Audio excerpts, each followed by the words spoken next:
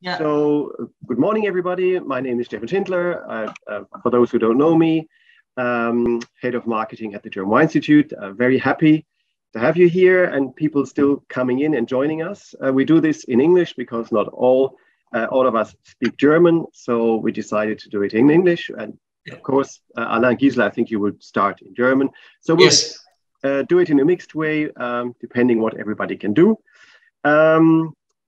Of course, the Netherlands are a very important market for us and have been in the top 5 for German export markets when it comes to wine for many, many, many decades. And just as many decades, Alain and Gisela have been working for us. It seems like forever, like the Queen of England. And we're happy to have you here today. You start our conversation, but we're also very happy that we have Lars, Joris, and Jochen today, and Helene is going to join us later. Real experts from the Dutch gastronomy, from the trade, and from the media. So thank you really very much that you take the time this morning to be with us. From my side, just 2 more dates. The next market info we will host will be on the 24th of November. So for those who want to participate the next time, who are interested in Norway, also one of our 5 top foreign markets. And already now I can also tell you we will host the DWI Forum Export next year on the 14th of June. So you can already put it in your calendar, and Anna and Gisela will also be there next year, of course. And it won't be in Oppenheim as usual, but it will be in Nackenheim, here south of Mainz. That's all from my side. I know one important thing. If you have any questions or comments, please use the chat function, and they will try to answer any questions you might have out there. Okay, so thanks a lot, and it's up to you, Gisela and Alain. Okay, I will share the screen.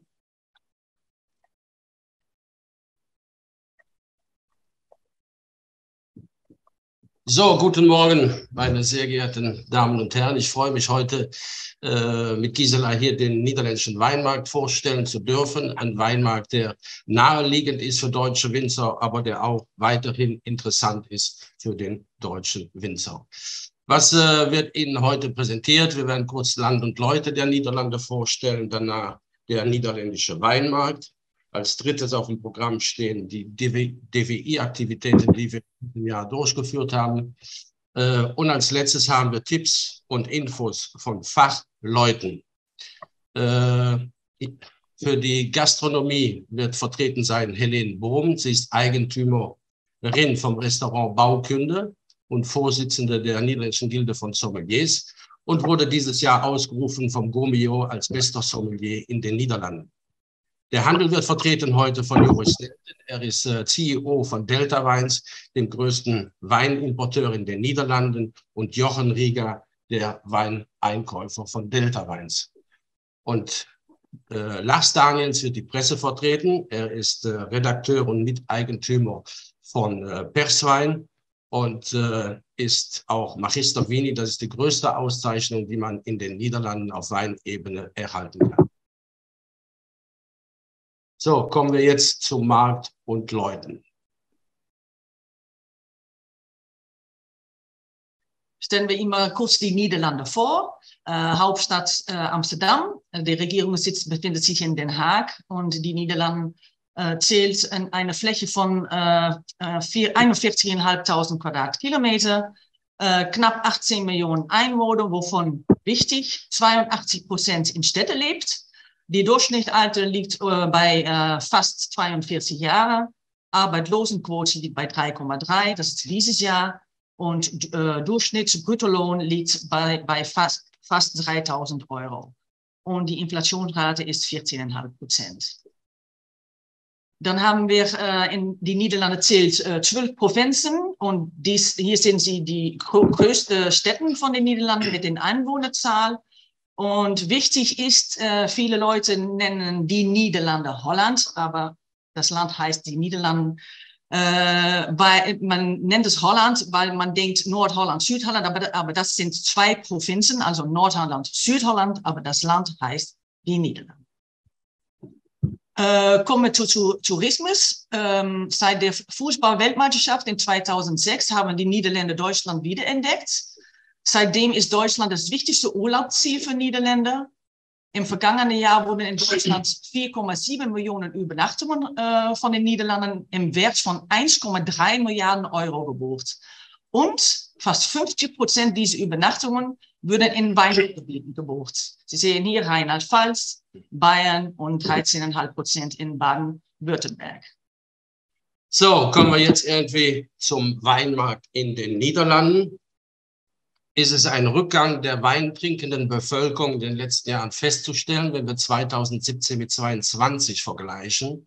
Und das war die Frage, Leute, die einmal im Monat mindestens Wein getrunken haben, ist die Zahl von 8,6 Millionen gesunken auf 6,6 in diesem Jahr. Also hier haben wir einen Rückgang von mehr dann 23% zu verzeichnen. Betrachten wir dies in der Gruppe von Leuten, die regelmäßig Wein trinken. 2017 waren dies nur 6,4 Millionen. Im Jahre 2022 ist auch hier ein Rückgang von fast 22% zu verzeichnen.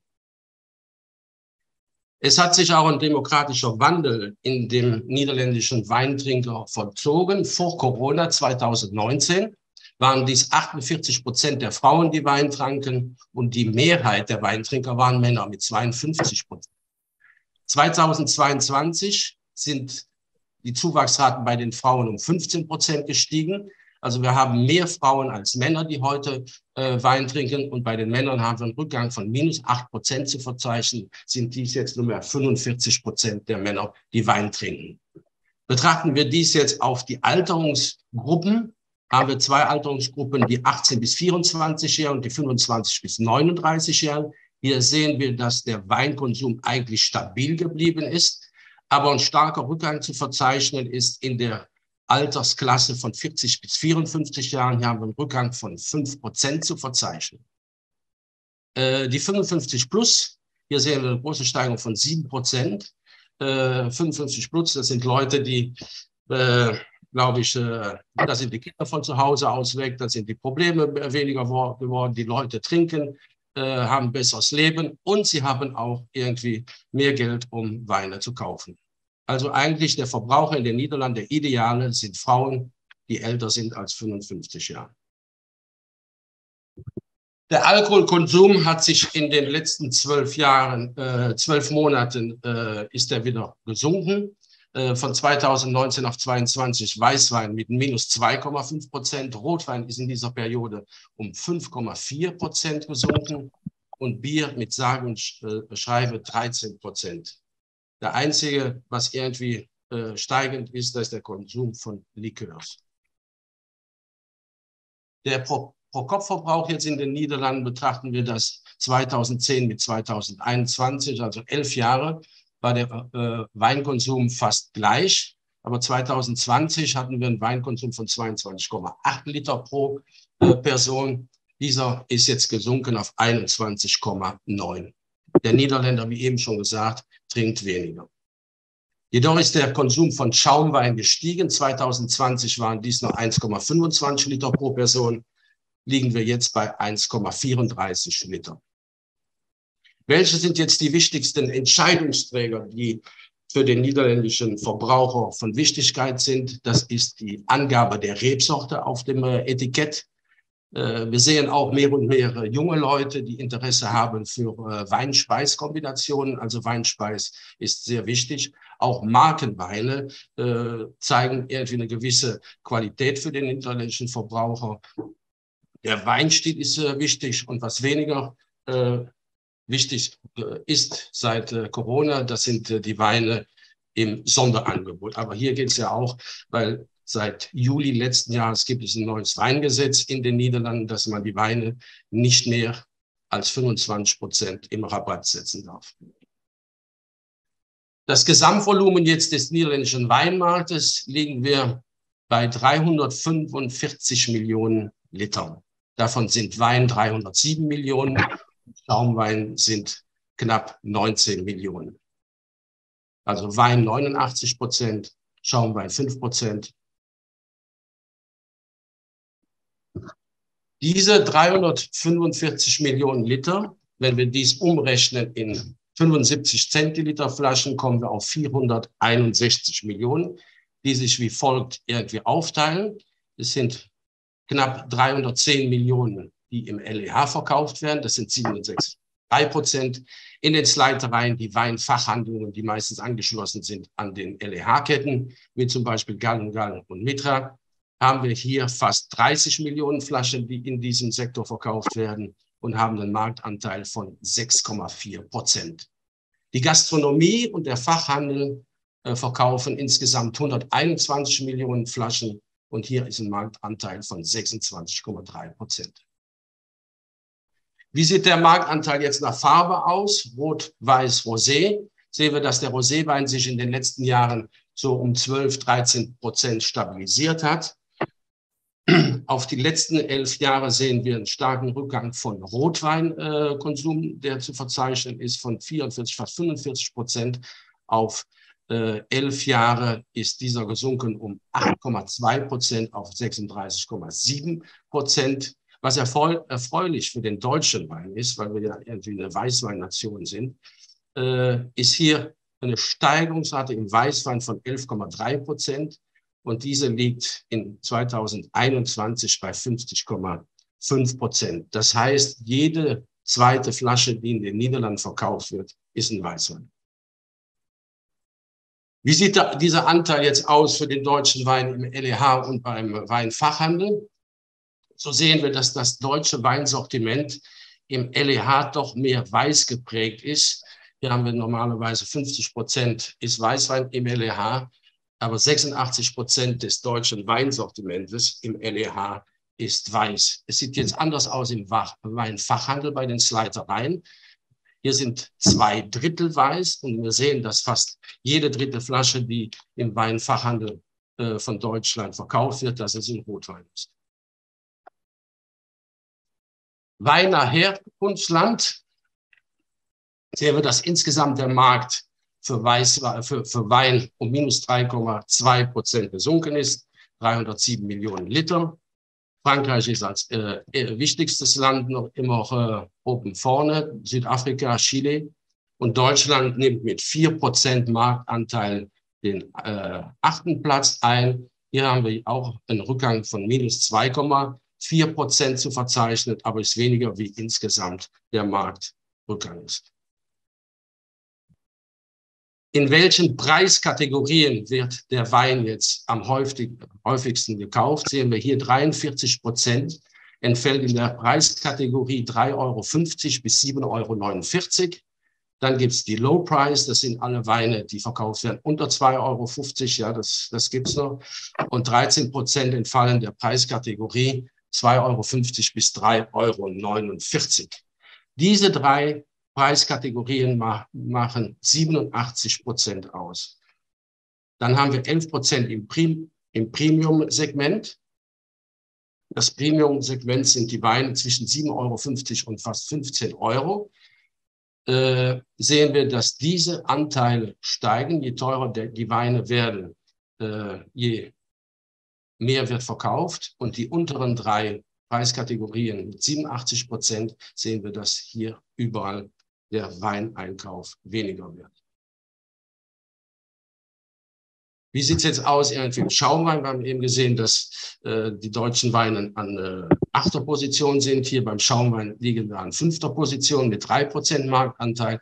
Aber wir sehen, dass Schaumweine irgendwie in den Niederlanden mehr und mehr gekauft werden. Wir haben einen Umsatz hier von 18 Millionen Liter. Der deutsche Wein macht 500.000 Liter hier aus und verzeichnen einen Rückgang von minus 7,1%. Also hier ist sicherlich noch in der Zukunft ein Nachholbedarf, was deutschen Sekt betrifft. Schaumweine jetzt nach Preisklasse. 45% entfallen in der Preiskategorie unter 5 € und 44 zwischen 5 € und 14,99 €. Diese beiden Preiskategorien machen 89% aus und nur 11% der Niederländer kauft Schaumweine über 15 € und mehr. Die wichtigsten Regionen nach Herkunft und Herkunftsland: Bordeaux, Prosecco, Rioja. Aber an 4. Position haben wir hier die Mosel, die an sich stabil geblieben ist. Die Länder sind Frankreich, Spanien, Südafrika, Italien und Chile. Die wichtigsten Rot- und Weißweine 2019 verglichen mit 2022 sehen wir hier beim Weißwein Chardonnay, Sauvignon Blanc, Pinot Gris, Grauburgunder. An 4. Position haben wir den Riesling. Das sind Leute, die in den letzten 6 Monaten eine dieser Rebsorten getrunken haben. Also hier sehen wir, dass fast 23% der Niederländer Riesling auch in dieser Periode gekauft hat. Rotwein ist es Merlot, Cabernet Sauvignon, Pinot Noir, auch erfreulich für die deutschen Winzer, Shiraz und Tempranillo. Aus welchen Gründen kauft der Niederländer jetzt Weißwein? Die wichtigsten Attribute sind, es muss ein frischer Wein sein, fruchtig, trocken und leicht zu trinken. Aber wir sehen auch hier, dass 25% sagen, der Wein muss süß sein. Die Attribute jetzt für Rotwein sollten kräftiger Wein sein, fruchtig, sanft, tanninhaltig, irgendwie im Holz gelagert und easy drinking. Wir haben eben gesehen, das war im Weißwein dieses Chardonnay, Merlot, und wir haben auf den letzten Verbrauchermessen seit Jahren fragen wir die Leute denn, was trinkt ihr denn an Rotwein? Und die meisten sagen Merlot. Und was trinkt ihr mit Weißwein? Es ist Chardonnay. Es sind irgendwie die 2 Standardrebsorten, die nach wie vor beliebt sind bei den niederländischen Konsumenten. Verbrauch, Handel und Gastronomie. 77%, also mehr als jede 3. Flasche, die in den Niederlanden verbraucht wird, wird zu Hause getrunken, und 23% wird in der Gastronomie getrunken. Welche sind jetzt die wichtigsten Absatzkanäle für Wein in den Niederlanden?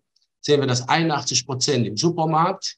Dann haben wir die Slijterijketten, den Weinshop, den Großhändler und meistens auch die Webseite vom Supermarkt wird gebraucht, um Wein einzukaufen.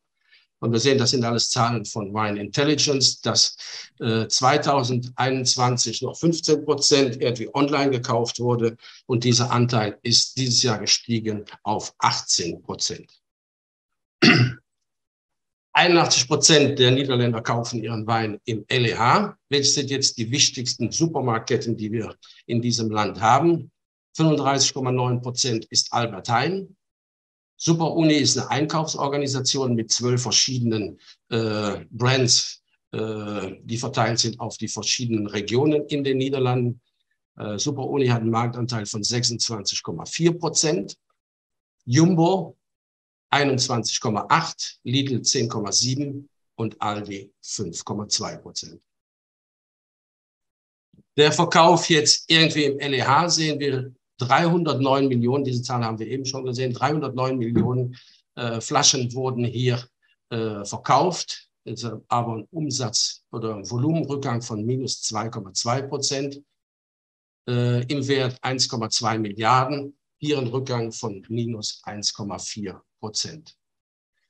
Wir stellen wohl fest, dass die Weine von 5 Euro bis 7 und höher, dass diese Weine, je teurer sie werden, dass da der Umsatz steigt. Weinverkauf bei den Weinfachhandlungen, ein Umsatz von 29,8 Millionen. Hier ist ein Rückgang von 8,1% zu verzeichnen. Volumen 225 Millionen Euro, ein Rückgang von 4,1. Auch hier, je teurer die Weine werden, je mehr wird verkauft. Wir sehen also irgendwie, der Niederländer trinkt weniger, aber trinkt besser Wein. Die Niederlande, Verbrauchssteuer müssen wir zahlen. Und diese ist für Weine ab 8,5 bis 15%, was für die meisten Winzer das betrifft, sind 75 Zentiliter, müssen 0,66 Cent an Betrag fällt hier an und für die Verpackung nochmal 0,02 Cent. Also insgesamt haben wir hier einen Preis von fast 70 Cent, der für den Verkauf von Wein anfällt. Und normalerweise beim Postversand an Privatleute wird diese Verbrauchssteuer nicht abgetragen, also ist eigentlich nicht erlaubt. In den Niederlanden haben wir einen Mehrwertsteuersatz von 21%. Kurz irgendwie zu zeigen, so die Preiskalkulation, wenn Sie einen Exportpreis haben von 5 Euro in den Niederlanden, ziehen wir den Transport noch hinzu, die Verbrauchssteuer, die wir eben gesehen haben, nochmal 70 Cent, ein Gewinn von circa 30–35%, die Mehrwertsteuer, wird diese Flasche nachher für das Doppelte in den Niederlanden verkauft. Die Niederlande ist ein interessanter Markt für den deutschen Wein. Die Nachfrage nach europäischen Weinen steigt wieder in den Niederlanden, aber auch das Interesse nach deutschen Weinen. Deutsche Weine fallen mehr im Geschmack der Niederländer und für die Gastronomen sind es gute Essensbegleiter und qualitativ und preislich sind diese Weine interessant. Und die Nachfrage nach deutschen Weinen im Fachhandel steigt. Die letzten Jahre sehen wir auch, dass mehr und mehr Leute, oder Importeure, die keinen deutschen Wein hatten, diesen jetzt notgedrungen irgendwie aufnehmen und uns fragen, ja, hast du noch irgendwie gute Weingüter, die wir vertreten können? Und es gibt ein besseres und großes deutsches Weinsortiment im LEH. Vor 5 oder 10 Jahren war der Maximumpreis von deutschen Wein, lag der bei 5 Euro. Heute treffen wir Weine im LEH an, die bei 9,99 € liegen. Und die Niederlande liegen dicht vor der Haustür. Interessant für die deutschen Winter Kundenbesuche durchzuführen. Und die Niederländer machen nach Corona mehr Urlaub in Deutschland und kommen da in Kontakt mit deutschen Wein und werden diesen dann auch in den Niederlanden auch kaufen. Noch einige Tipps.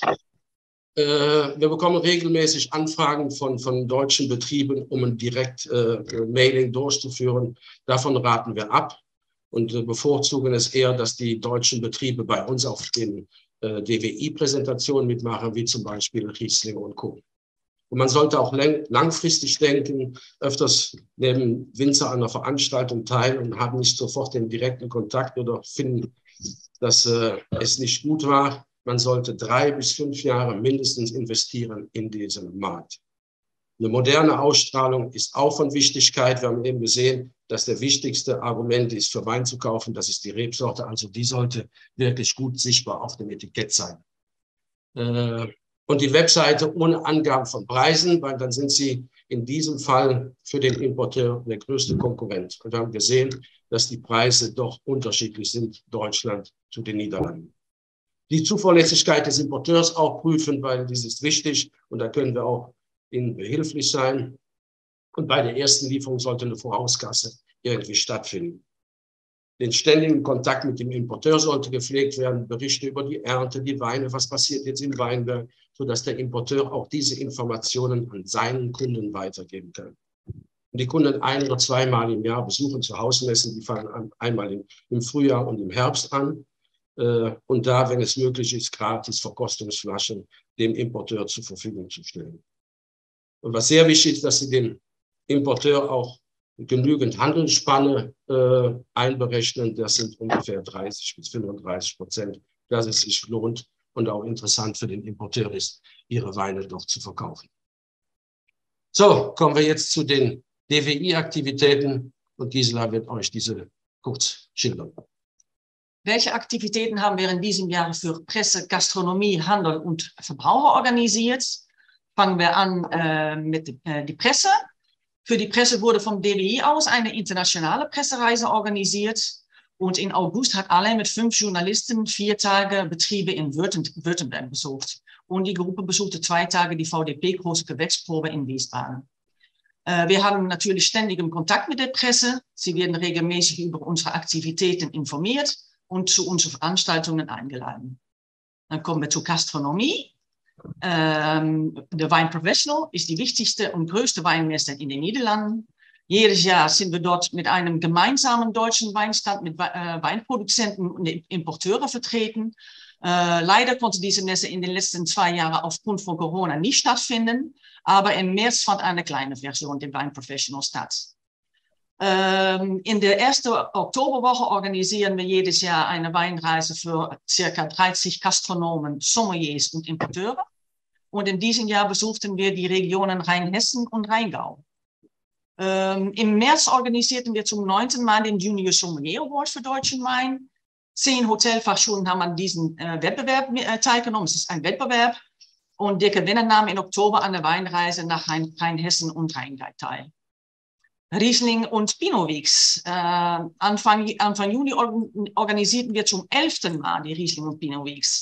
Und, während zwei Wochen bieten Restaurants ein 3-Gänge-Menü mit deutschem Wein für 50 Euro pro Person an und Sterne-Restaurants fragen 10 Euro pro Person mehr. Gastro-Partnership. Um die Gastronomen zu stimulieren, die Riesling und Pinot Weeks so viel wie möglich zu promoten, haben wir die Gastro-Partnership ins Leben gerufen. Alle deutschen Weine, die Restaurateure für die Riesling und Pinot Weeks einkauften, würden zum Maximum 50% von uns unterstützt. Und die Gastro Cup, Ziel des Gastro Cup ist, dass deutsche Weine als gastronomische Weine zu promoten und dafür so viel wie möglich niederländische Importeure zu motivieren. Der Gastro Cup ist unterteilt in verschiedene Kategorien. Riesling, Weißweine und Rotweine und alle Weine über 25 Euro. Und die Gewinnerweine werden jedes Jahr auf der Wine Professional vorgestellt. Und jährlich werden ungefähr 150 Weine für diesen Wettbewerb zugeschickt.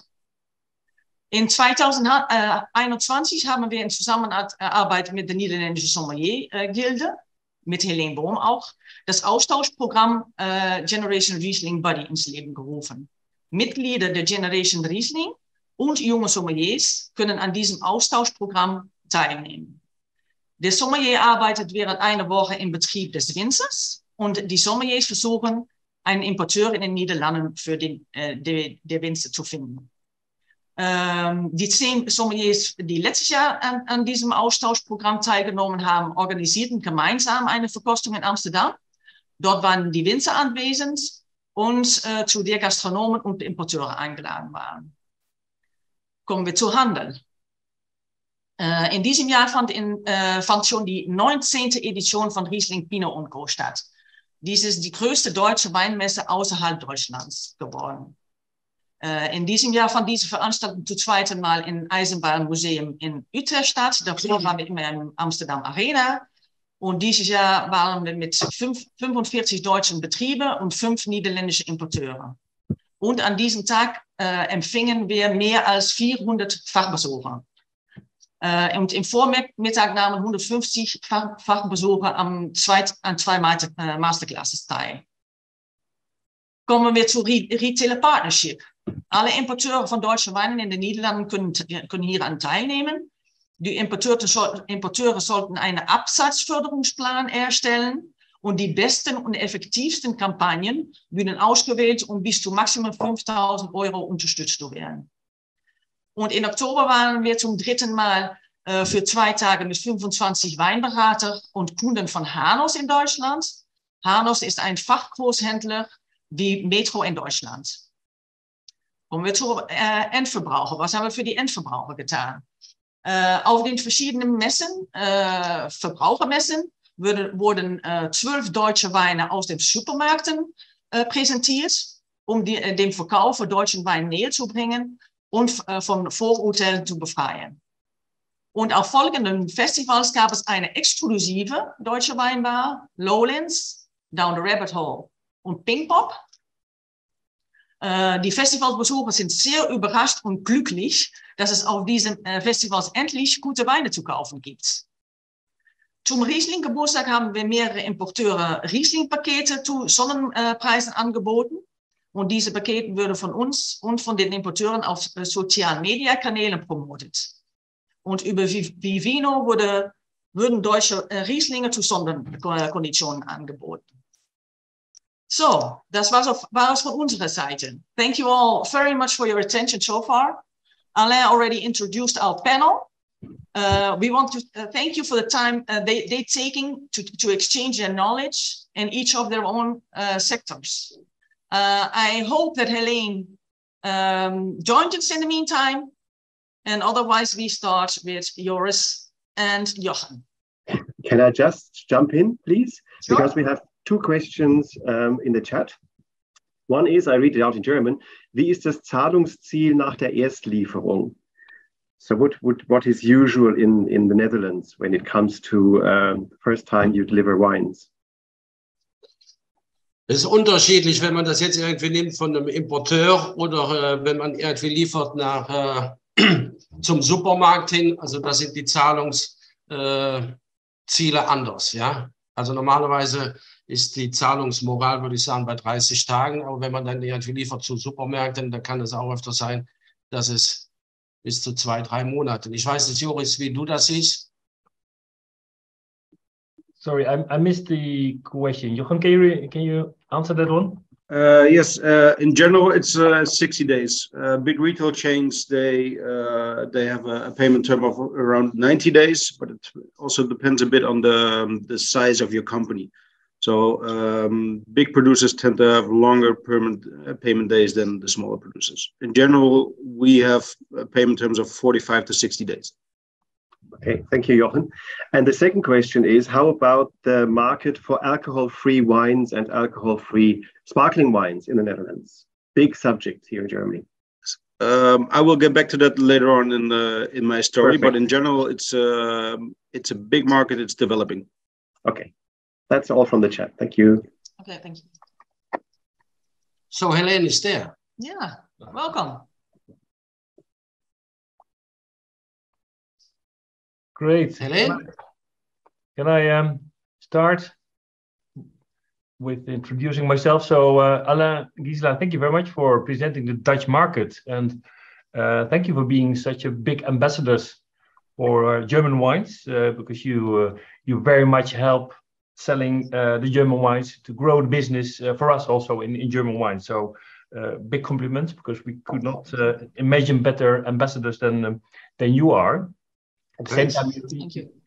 You told also about the figures in the Dutch market. Indeed, consumption is going down, but here in Waddinxveen the sun is shining. We are in a lucky position to sell more wine, because indeed people drink less wine, but they drink better wines. And as Delta Wines, we only have better wines, so that's the reason why we're selling more wines. So I'm Joris Snelten, the CEO of Delta Wines. I joined the company 26 years ago in 1996 after 3 years agricultural and vinification study in Montpellier and Bordeaux. And but I went back to the Netherlands because I like trade more than making wines, and our partners are much better in making wines. So I took the decision to be more in the trade. I'm a big fan of German wines. You can see that in my cellar and also in the glass container, and a big fan of German cars. And continue with that, making good wines and good cars, and I'll be a big client of you. So more about Delta Wines as a company. We're active in 4 countries nowadays, with different companies. We started in 1985 with DGS in the Netherlands. Then in 1991 with Koenekoop Wine Traders. That's mainly organic specialist and also very much in the alcohol-free wines. And Jochen will tell more about it later on. In 2006, we started with Pallas Wines. That's our high-end gastronomy. All the wines we like to drink at home. More difficult to sell because it's more about terroir and storytelling, and a high price. And as you've seen in the presentation from Alain, selling wines at a high price level, that's not so easy in the Netherlands. In 2010, we went over the borders in Poland with Anka Wines. We went to the Czech Republic with a company which we took over at Adviel Wines.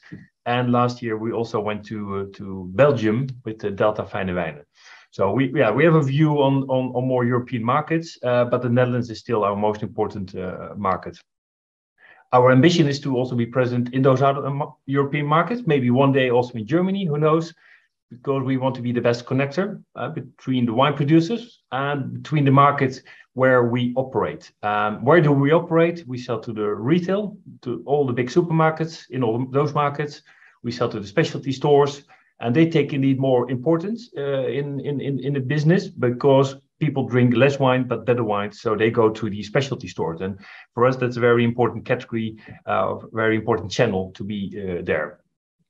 Then we also sell to the online players because that's a growing business very much, specifically since Corona. We've seen an enormous uplift because of people buying online. So we sell to players like Vivino, Vino.com, Tannico, Elashes, Candor, so basically all the major operators. And then the on-trade, it's a very growing category, of course, or channel. During Corona times, it went down a lot, but now it's picking up enormously, and we work with wholesale companies in between. So we do not sell directly to the restaurants. We only work with partners in the local markets.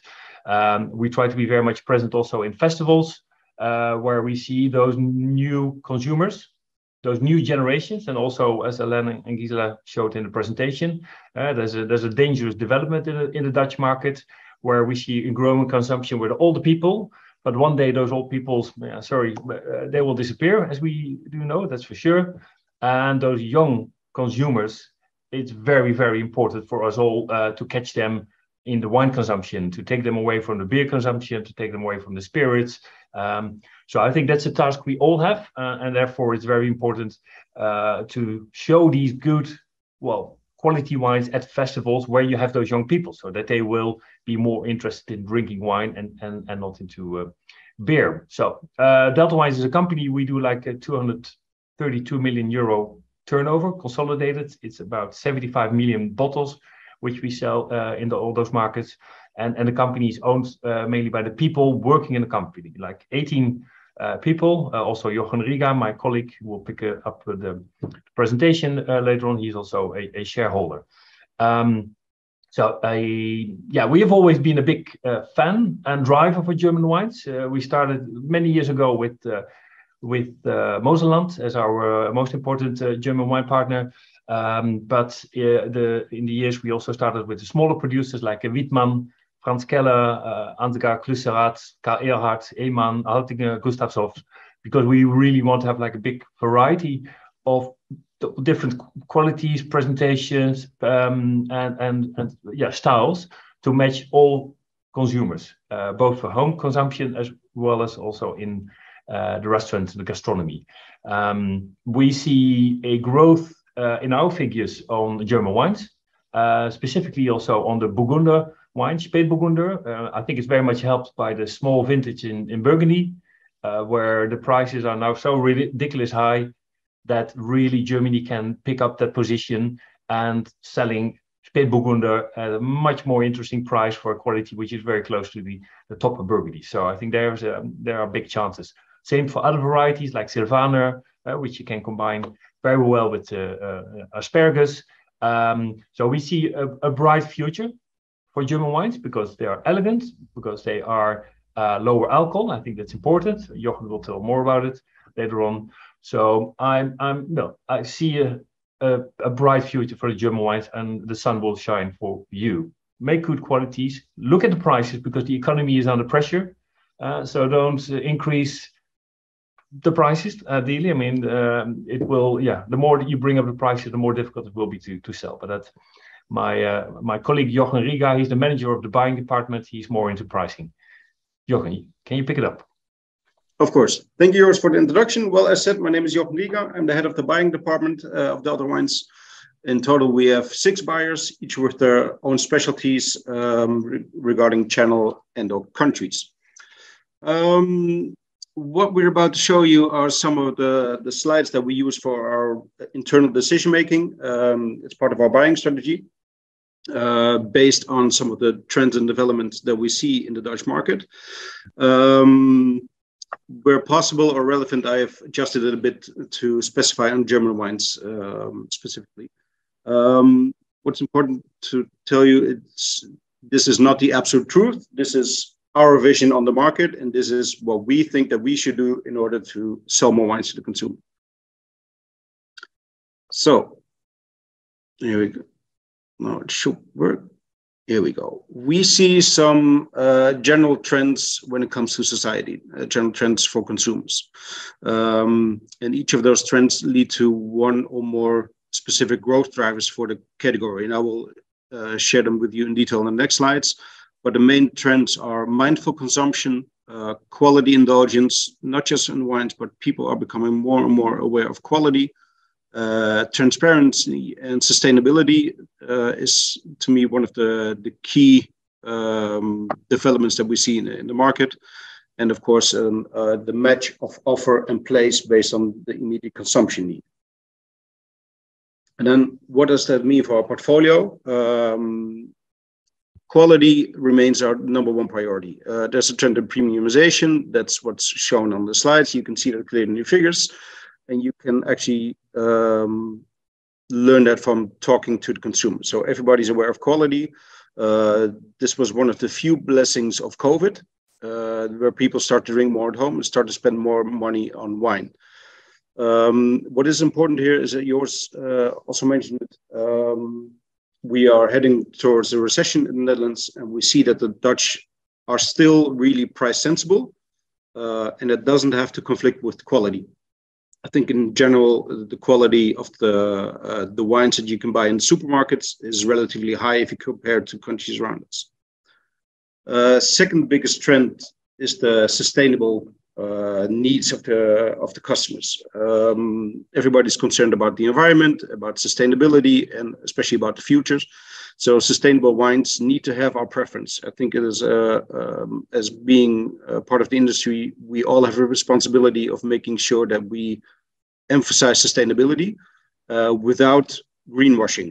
So the consumer is educated, he knows when it's a fake story or not. So honest, transparent sustainability is already important, but should become even more important. Then specifically an opportunity that we see for the German wines are the tasting profiles.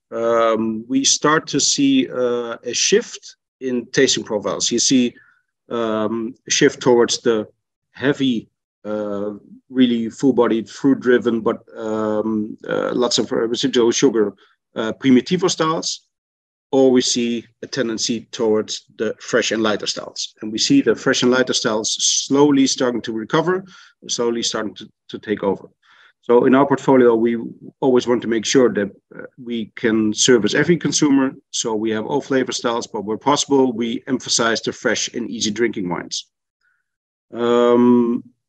When it comes to German wines, I think it's really important that you focus on the single grape varieties, and especially the grape varieties that are well known and communicated actively on the label.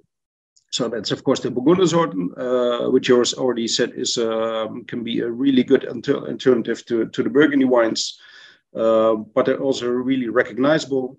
Especially Pinot Grigio is on the list, so Grauburgunder should be able to benefit from that. Then, of course, you have the Riesling, which fits into the really fresh and lighter style of wines, and a well-known grape variety.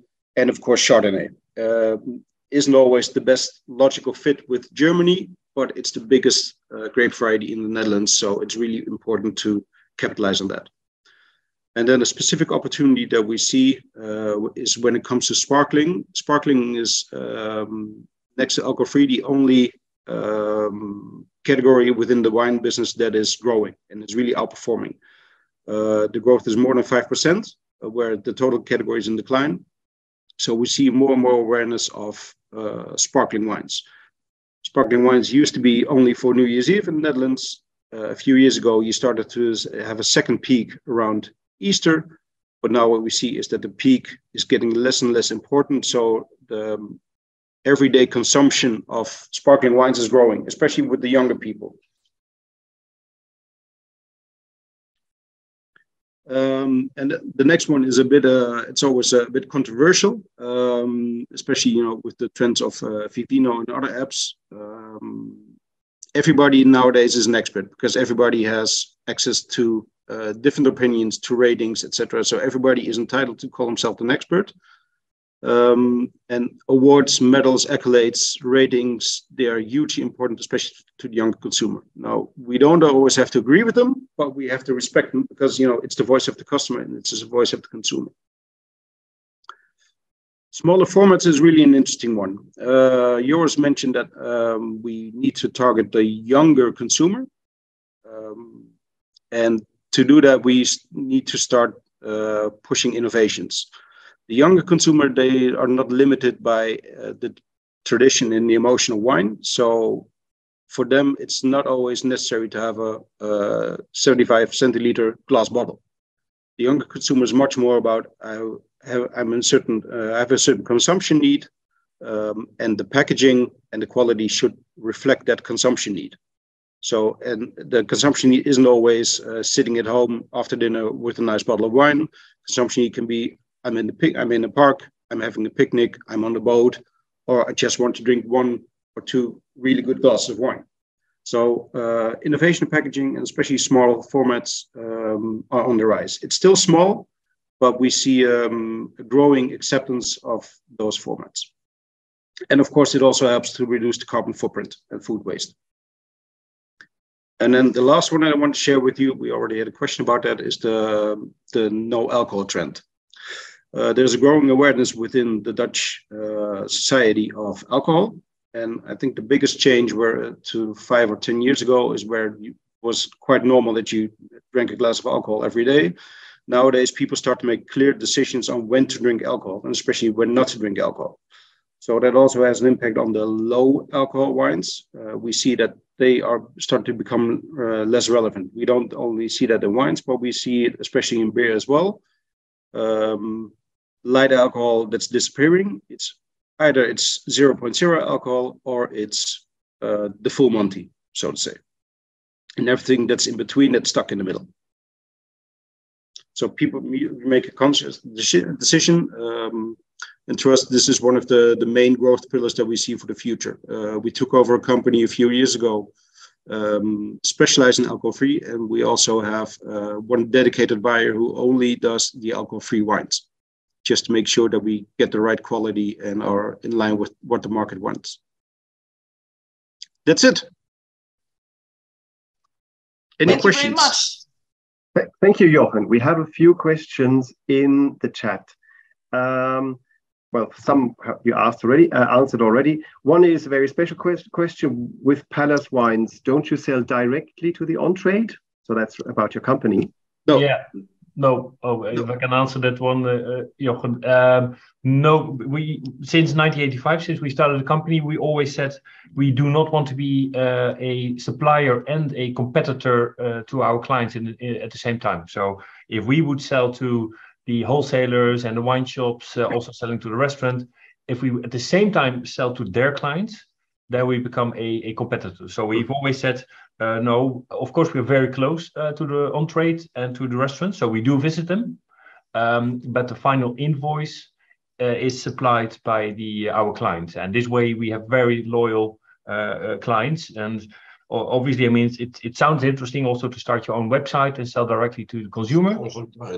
But same story, if we would do that, then we won't be a reliable partner anymore. So we've always said, stick to what you're good in, importing, distribution, and make sure that our partners can do the last mile to the consumer. Yeah, thank you, Joris. Another question about sustainability. Do people know about resistant varieties, what we call PVs in Germany? No, they don't. Not yet. No.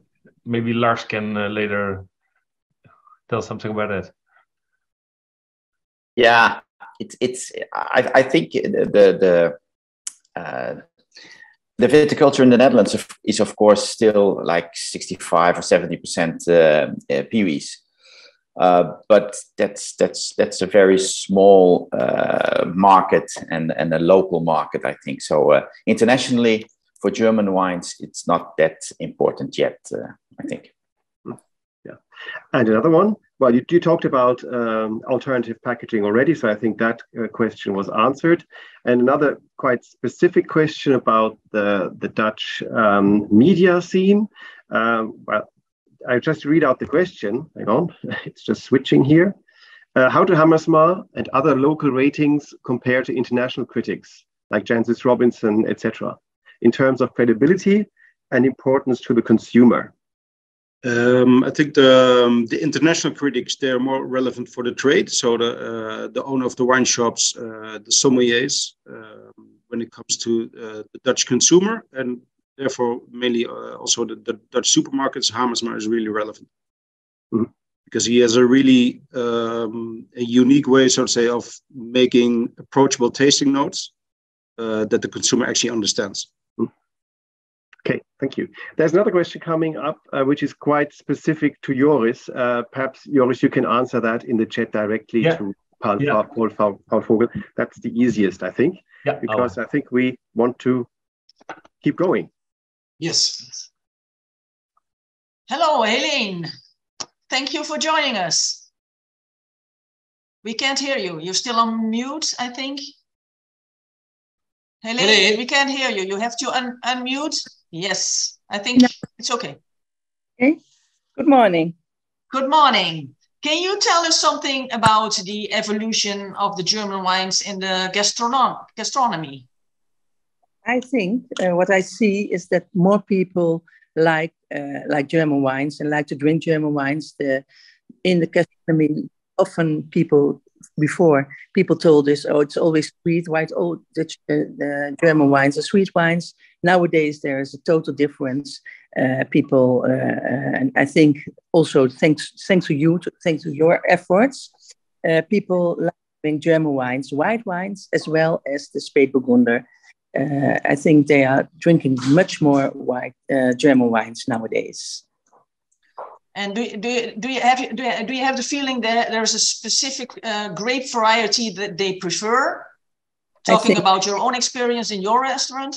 My restaurant, it's Riesling, it's Spätburgunder, and it is Sylvaner and Weissburgunder. Those are and especially now while Burgundy is getting really high priced, you can see that also the Chardonnay and the Spätburgunder are getting more and more used by the consumer in the restaurants.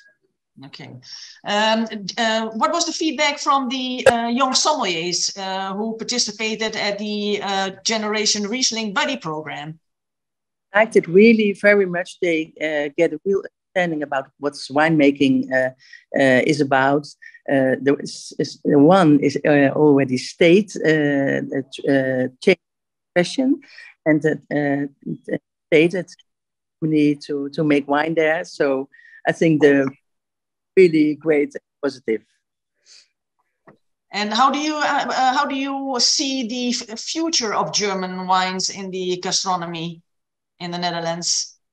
I think the great future for wines, just as your, because the alcohol levels are much lower. The elegant German wines, Riesling wines, and also the Sylvaners and the Weissburgunders, they're really great. So I really see a great future for German wines. Okay, so you will stay our ambassador for German wines in the Netherlands. Certainly do. In my restaurant, I always offer 2 sparklings, a great quality sect, and a champagne. In my wine and food pairing, there's always German wine, and also in the house wines, there's always a German wine included. But people are coming back, especially for German wines in your restaurant? Oh, I'm not sure. I think they come for me, no. But but you participate all years with the Riesling and Pinot Week, so you participate since the beginning. I do. I believe in German wines. I love it myself very much, and I especially at the level. I really love German wines. And Helene, can I ask you a question? How do you find new producers? How do you get? I mean, you have to make a choice, obviously. There are thousands of producers. Is it because somebody talks to you? Do you read about them? How do you find a new one? Different ways. I read on the internet and also in the papers. I go always with DVE on the journey, on the trip. And then I also sometimes I find new producers. For example, when we went to Mittelrhein, I found out the Ratzenberger and the Matthias Müller, and they're now both in my wine list. So that's the way you find them, by talking and reading and living in the world and just traveling. Yeah. Okay, thank you. Okay. Did you have any other questions in the chat, Stefan, for Helene? No, that's fine. Okay. Well, then thank you, Helene. And last but not least, Lars, it's up to you. Yeah, thank you. Well, I'm a journalist, so I will give my journalistic view on the. I've prepared a little context for about German wines in the Netherlands. I'm not only writing for Perswijn, the most important magazine, I think, in the Netherlands, but I also teach Germany at the Dutch Wine Academy. So And I go there a lot. As a journalist, I've seen the interest in German wine growing constantly, actually, through the last 15 to 20 years. And if I talk about myself, I started liking or really getting interested in German wine in the early years of this century. But you see it constantly growing, I think, with a larger audience. It's due to a lot of things that I have written an article about, so I will list them quickly later on. But a couple of examples are when I wrote a paper for my Magister Fini education a couple of years ago. It was in 2007, actually. There were very few good, reliable sources on German wine, even in German. And I think big books like Wein spricht Deutsch von Stuart and others were not even written yet. And now even two of my Belgian colleagues have written a beautiful book in Dutch. So that is progress. I think that's definitely progress.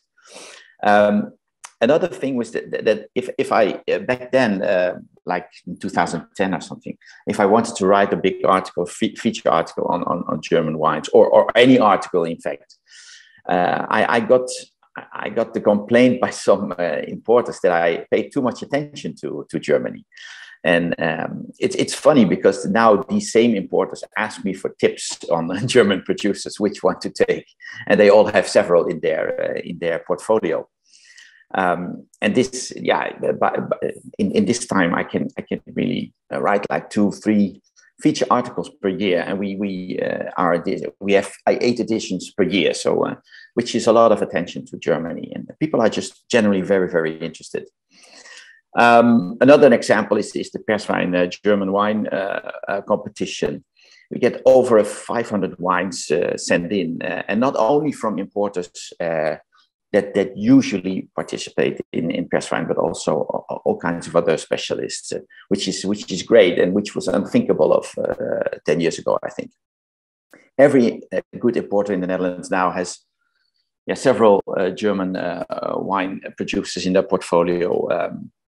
So that's just the basic trend. I think you can always ask yourself as a journalist, what is your role and what is your contribution to the success of like Germany as a wine growing country, and the export and I think in general we just we report on what's going on, and we try to explain, especially me, I like to write more in-depth articles, try to explain what's going on and why it's so special. And for me, it's a very, very natural process. I don't plan these things. It's just reporting and explaining, and people want to read it. So that's just the basic success. I think Germany is in quite a particular spot at the moment. Not everything is great about German viticulture. It cannot be, but there. Sorry, Stefan. But despite that, there's a very, very positive image. People talk very positively about Germany.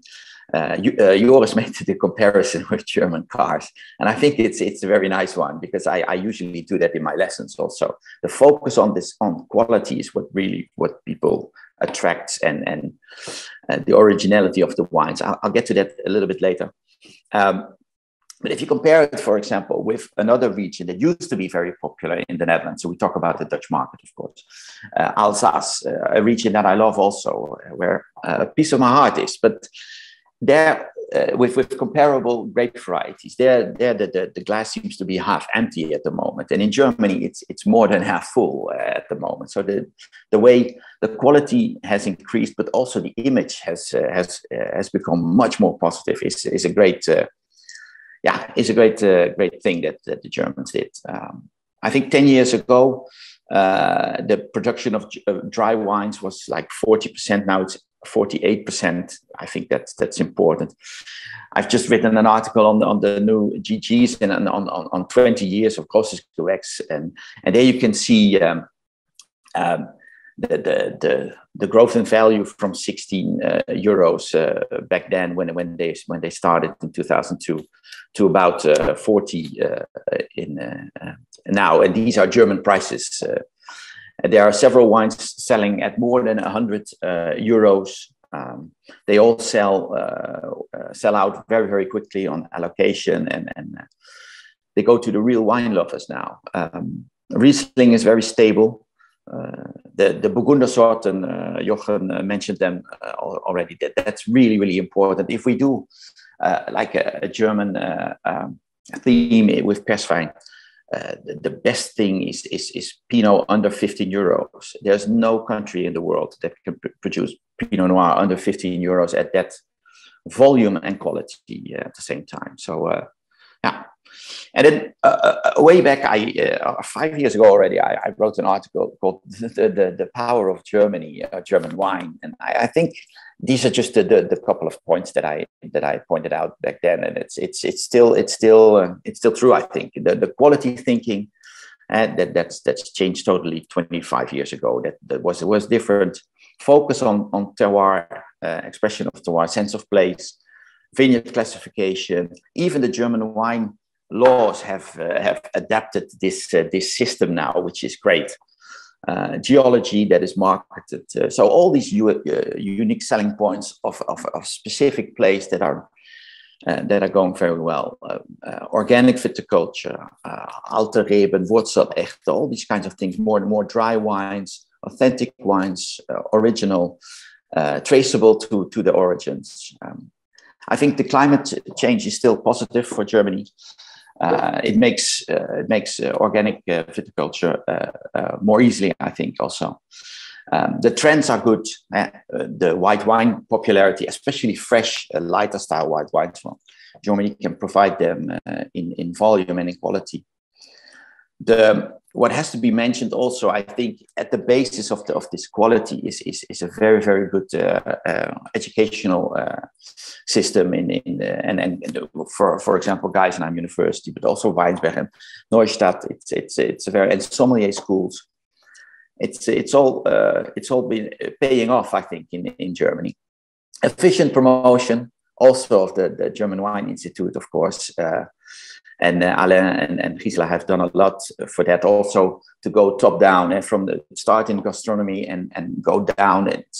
It's been working really, really well. And then, of course, the very effective importers that have embraced German wines. And it's a very positive picture at the moment in the Netherlands, I think. Thank you, Lars. Dankeschön. Bitte. So, Stefan, any questions that you have in the chat? Yeah, first of all, I would like to thank Lars for this wonderful, positive, more or less positive image he gave us. I remember when I started at the German Wine Institute like 25 years ago, the image, the situation was definitely different from today. So that's a lot to build on. Thank you. We have a question, yes, and that's a very interesting question, not only for the Dutch market. What do we do with a Grauburgunder, Weißburgunder, Spätburgunder when we go to foreign markets? Should we put the German words on the label, or should we use international words like Pinot Noir, Pinot Gris, Pinot Grigio? Interesting question. We are often being asked that questions too. If I may say something about Pinot Gris first, I would never use Pinot Grigio, to be honest. Maybe in a certain price bracket under €5, but I would not do that. I can understand German producers to use Pinot Noir on certain labels. I think for Pinot Blanc and Pinot Gris, it's less important, but I don't know what Joris or Jochen thinks. Joris and I had that discussion yesterday, and I think I agree with you, Lars. If it's for €5, so price entry, it would make sense to use the phrase Pinot Grigio. If not, we always say stick to what you're good at. Be transparent, don't be fake. So stick to Grauburgunder, stick to Weißburgunder. And I think it makes more sense to stick to your own names and then explain to the consumer what it is. And everybody knows, you know, a good Grauburgunder has nothing to do with the price entry Pinot Grigio. So I would be very conscious about that. I agree, if I can say that from my part, because it's not only a Dutch question. I think we should, when we write Spätburgunder on the label, it's automatically clear it comes from Germany. We don't have to talk about it. So our job is rather to make that better known and to promote the German words. That's also in our communication of the German Wine Institute. We always try to put the German words first and then write in bracket, for example, Spätburgunder, in brackets, Pinot Noir. I think we have to penetrate our own authentic vocabulary in the long run.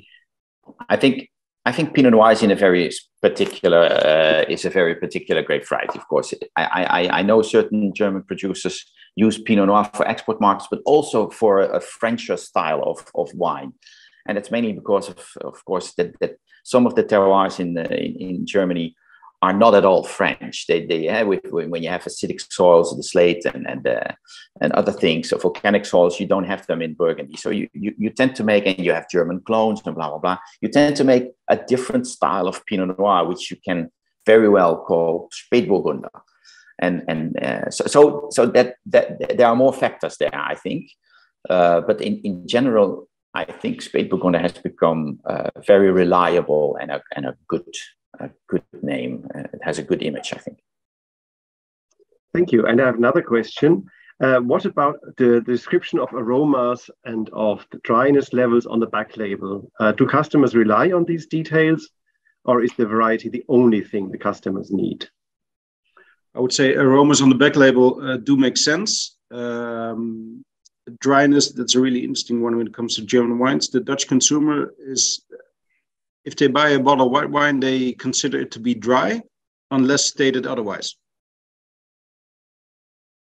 So if it's sweet, it should say it on the label. You should be clear about that and tell people, yes, this is sweet, right? And terms like off dry or halbtrocken, that's quite complicated. Mm-hmm. Okay, thank you. So that's all the questions we have in the chat. And the word Feinherb, I don't think anybody knows the word Feinherb in foreign market. Well, we from our side would like to thank everybody for their attention and their interest in the Dutch market. And Joris, Jochen, Helene, and Lars, of course, to exchange their knowledge with us. Thank you very much. You're more than welcome. It was our pleasure. Welcome. Thank you. Dankeschön. So thanks. And if you have any good offers, just send them over. That was the best thing of the whole day, of the whole morning. So thank you all. We tried to have 1 hour and we've done it more or less.